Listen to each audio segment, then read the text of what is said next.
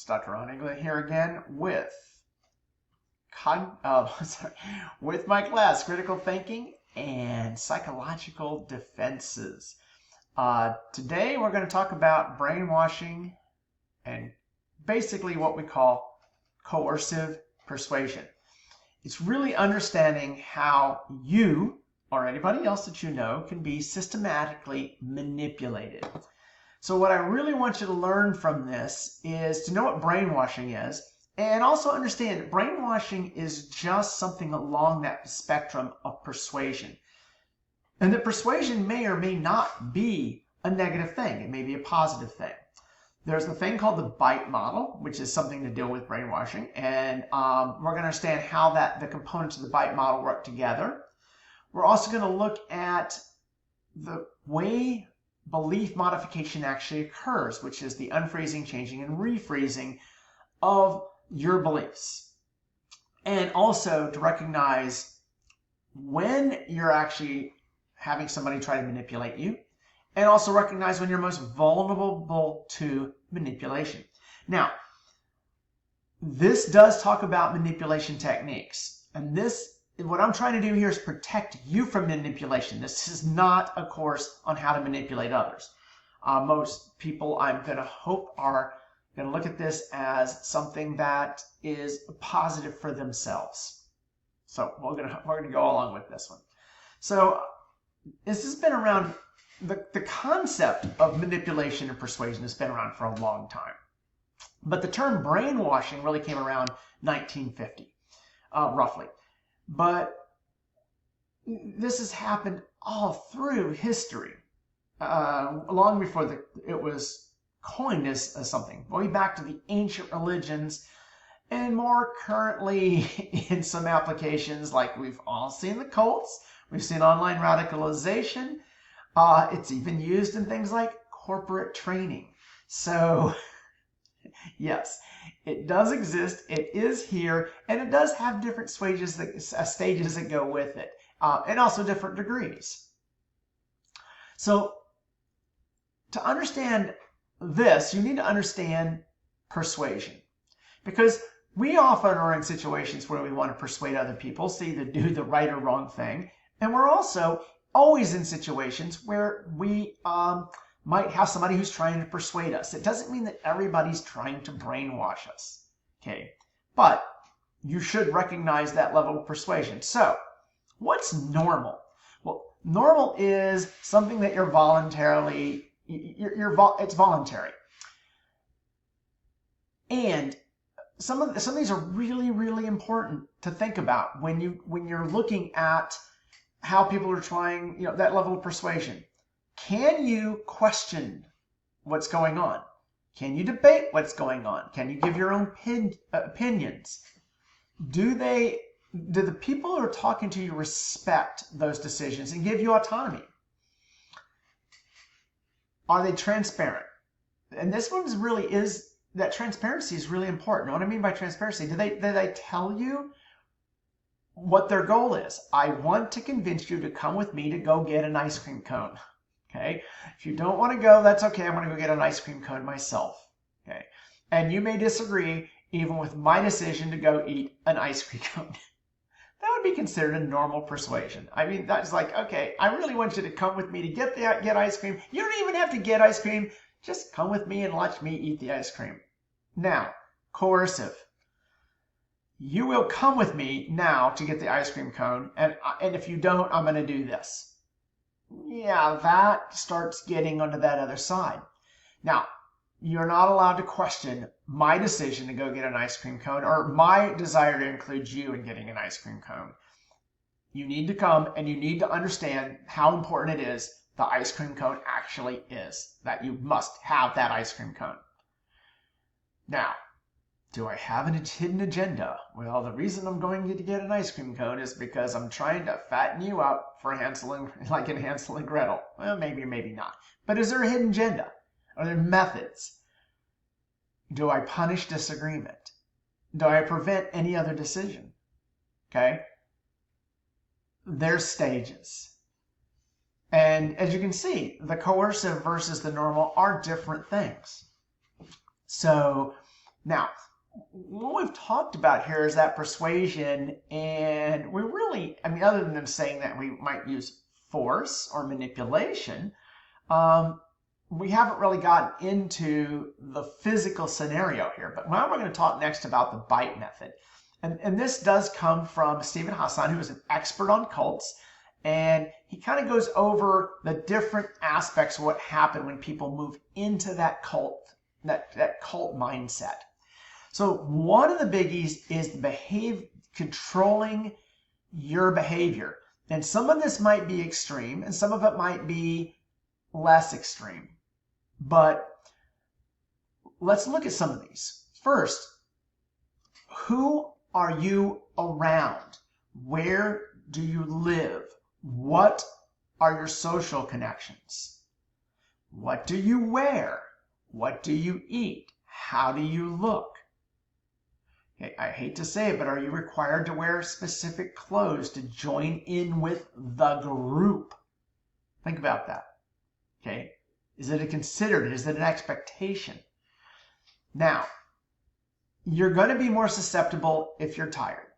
So restricting your sleep, your leisure, your relaxation is part of that behavioral control.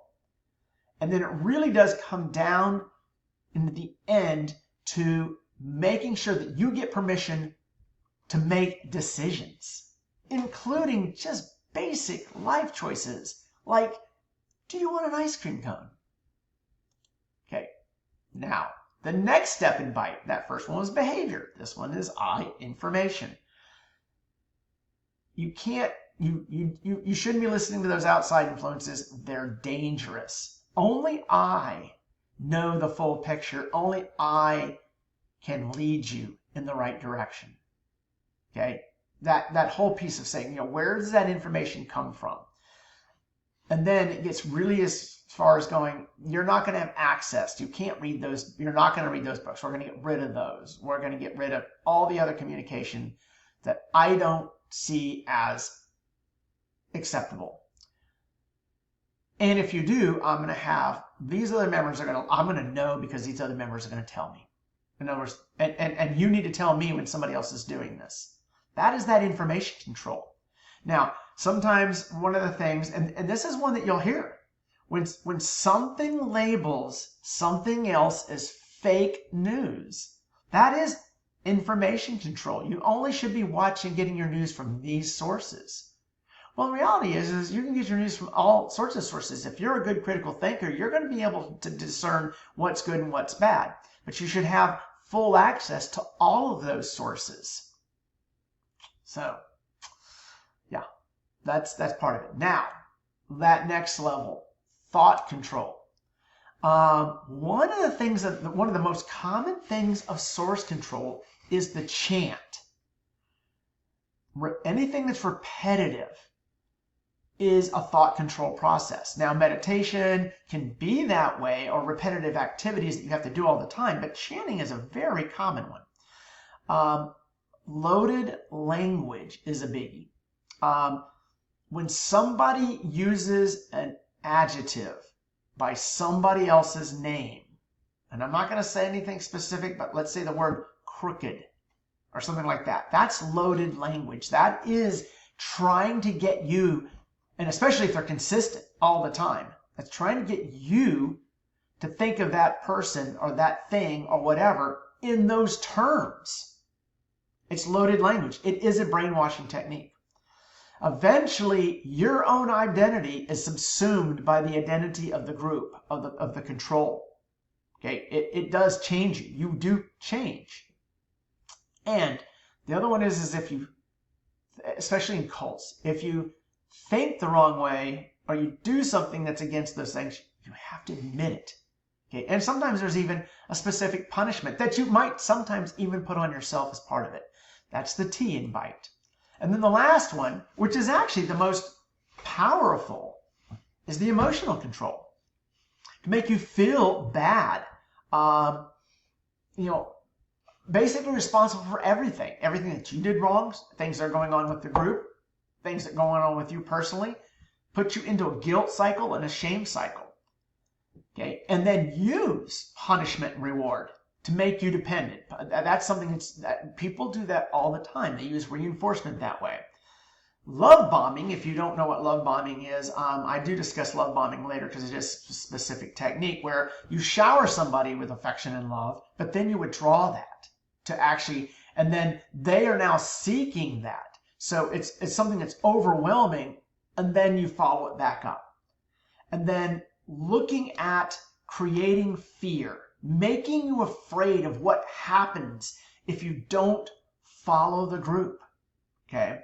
Or you leave the group, or you go a different, making this part of your identity so that you're afraid to think any other way. When you put all that together, those are brainwashing techniques that get you to that level where you are indoctrinated. Now, it doesn't all happen at one time. And there are processes by which people brainwash. So the first one is the unfreezing. And what this is you have, at all times, you have a belief structure. But to move your identity to another belief structure, you have to actually get rid of that belief structure, to throw away those existing beliefs. So most people are typically good. They don't want to lie, they don't want to cheat, they don't want to be evil, they don't want to hurt, they don't want to kill. They also don't want to approve of those things. They don't want to go that route of doing this.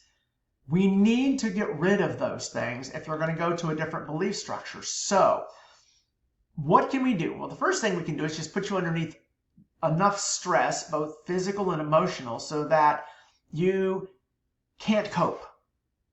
And then we're going to cut you off from your existing support system. Now, if now you're vulnerable, so what you do is you use criticism and humiliation, or essentially, you can even just use repetition to create a dependency on another belief structure. So that's basically breaking down the existing belief structure and now going into the next mode, which is changing. Now, it doesn't occur that you first unfreeze and then you change. These are all occurring. So now we're going to go ahead. We've got you receptive. We're going to go ahead and start repeating. This indoctrination is going to come at you hard and fast. It's going to come at you from peers. It's going to be modeled as the best people do things this way. And it's constant. It's simple. It's repetitive. And then that next level, and now you're surrounded by people who all think the same way. So you think it's okay to think that way. It doesn't mean it is okay. It actually might go against your pre-existing belief system, but now it's okay because there's plenty of others that are thinking this way. So now we're going to throw in that reward and punishment, and it can just be emotional rewards and emotional punishment. You're awful for thinking. No, you need to think this way. Great job. You're really on board with the team. The rewards and punishments can be simple emotional punishment, emotional reward and punishment, or it can be more in depth. And then to commit, to actually be public about your new belief system. That's getting you there. Now we've got you and we're ready to lock you into your new belief system. So you're going to prove, you're going to recruit others. You're going to publicly defend your beliefs. Every time you hear something that goes against your belief system, you feel compelled to criticize. Okay? That is that level of commitment. And you can spot this in yourself. If you see something and you look at this and you go, this goes completely against my belief system, I'm not going to think about it. I'm just going to attack. Then you're probably partially brainwashed. Sunk cost is another piece of that.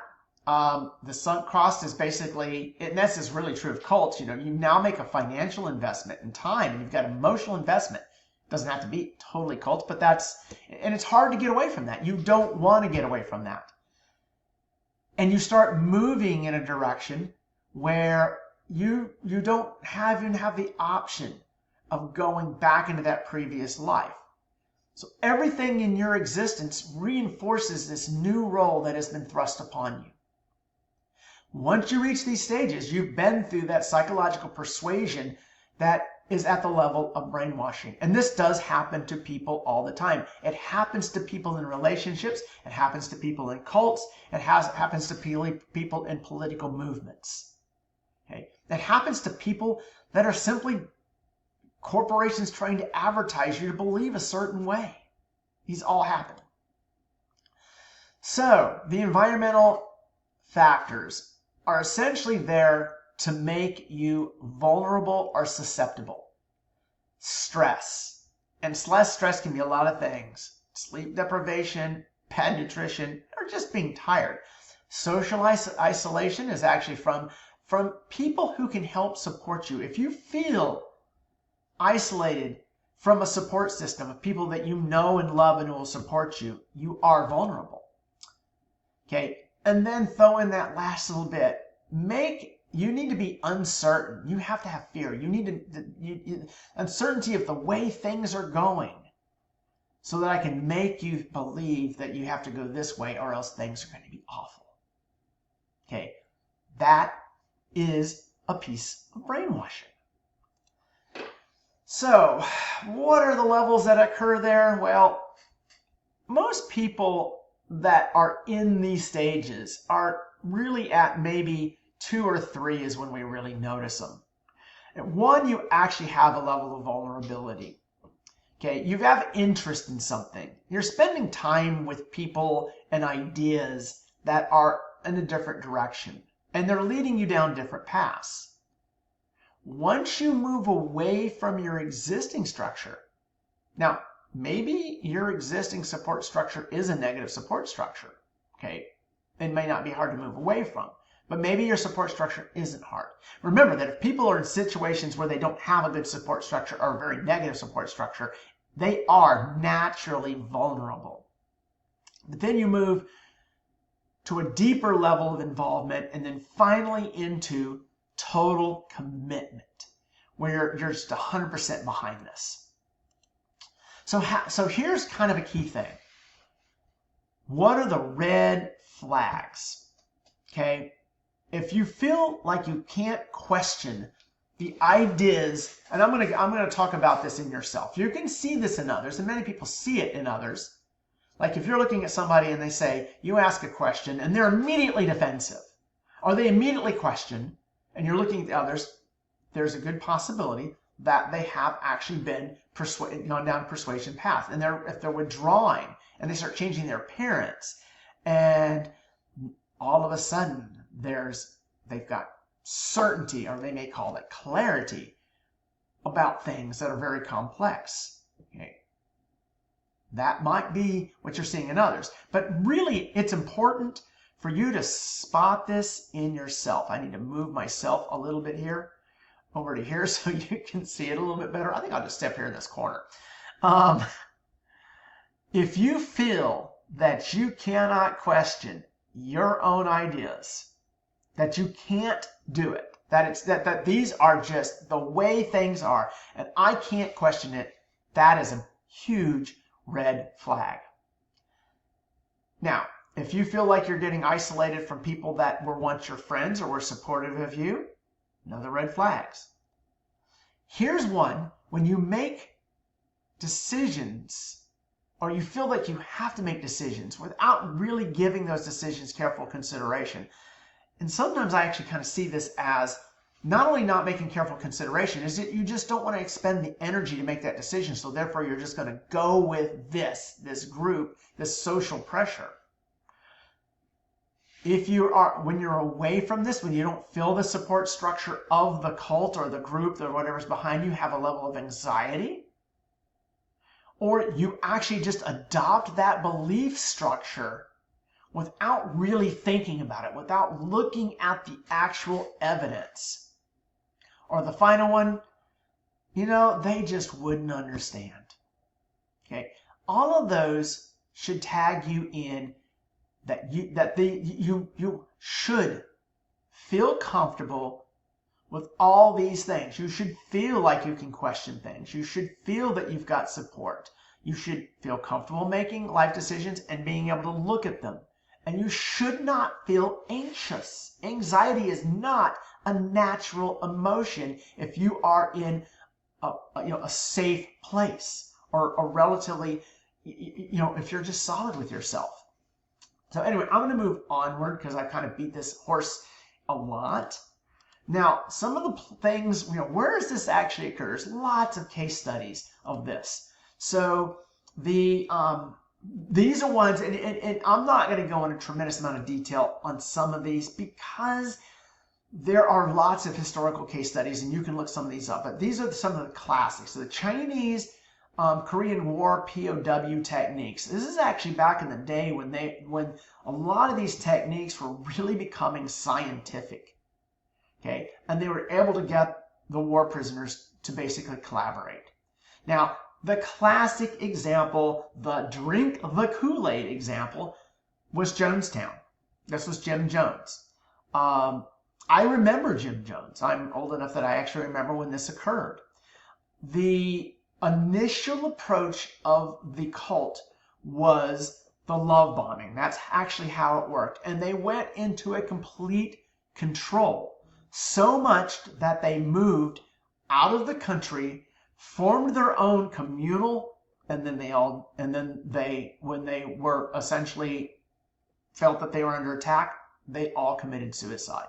That was the drinking the Kool-Aid. 900 people. Okay? Now, you can look at this. There's a lot of debate whether they all knew that they were going to die or they didn't know that they're going to die. But this is what happened. So, online radicalization, which is the newer form of brainwashing, which really most modern extreme groups do radicalization through the internet. It's just an easy way to radicalize. And what is really used is what's called algorithmic amplification. What happens is algorithms look for things that they see that you're susceptible to specific beliefs. If that beliefs are in line with what they want you to believe, they reinforce it over and over and over again, using all the other techniques that we've actually discussed here. Okay, just in an online environment. And then the good old multi-level marketing schemes, which, by the way, a lot of those were actually cults. They were cults of a specific type. And, because the whole concept of the multi-level marketing scheme was to have somebody at one level that controlled a bunch of people at a lower level, which controlled more people at a lower level beyond that. And it used all the techniques of the psychological persuasion that we've talked about here. So what do you got that's all together? Well, you start with vulnerability, and you start with exploitation of those vulnerabilities. Then you escalate, and you slowly increase your control. And then you use peer pressure, and you use testimonials, and you control the information. And essentially, you replace the pre-existing identity with the new, and you make it so that you just simply get out. This is about protecting yourself. The reason I'm covering this at all, or talking about any of this at all, is so that you can protect yourself against this type of persuasion. First, keep diverse relationships. And when I'm not talking about diversity here, I'm not talking about race or even gender. I'm talking about perspective. The person who is your friend is the person who will be honest with you and thinks differently than you. Now, differently bad or differently good, but differently. If you have diversity in these relationships, you'll have different perspectives all the time. Look for a lot of different ways to look at what you know and believe. Multiple sources, multiple viewpoints. Any way you put it. If you've built the critical thinking skills that we've talked about in Module 1, these aren't dangerous. Even the viewpoints that you don't agree with are, and a lot of times you can look at it and go, oh, I spot the bias. I see what they're doing. But it doesn't mean you shouldn't seek out these varied types of information. You're protected, but you need that variety. Being able to question. Okay. If people discourage asking the question, they're not helping you. Okay? If they're asking you not to think, they're not helping you. They may already be in a cult thinking mentality. They don't want you to question. I had lots of people who totally discouraged me from making this. They're like, oh my gosh, he's going to radicalize people. No, I'm never going to try to radicalize anybody because I don't have radical thoughts to start with. I question literally everything. I also understand when I have vulnerability. And I have, over the course of my life, I've had multiple times that I would have been vulnerable. And luckily, I had developed the support systems necessary to get past those difficult periods. I have a lot of education. I got a PhD. I've got multiple degrees. I'm relatively intelligent. Okay? I don't believe intelligence is a number. I believe it's a lot more. Those don't provide me a way to, I mean, they don't provide me immunity to brainwashing and coercion. Okay? What provides me that immunity is sticking to those principles of the critical thinking and having that support structure that allows me to get through this. And this is what you need to be able to get through this. This is probably the most important of all the modules. If you can take this to heart. Now, as I go into the other modules, there'll be specific examples. And there's a lot more to cover. But this is the important stuff. So I want you to know about it. Thanks. Bye.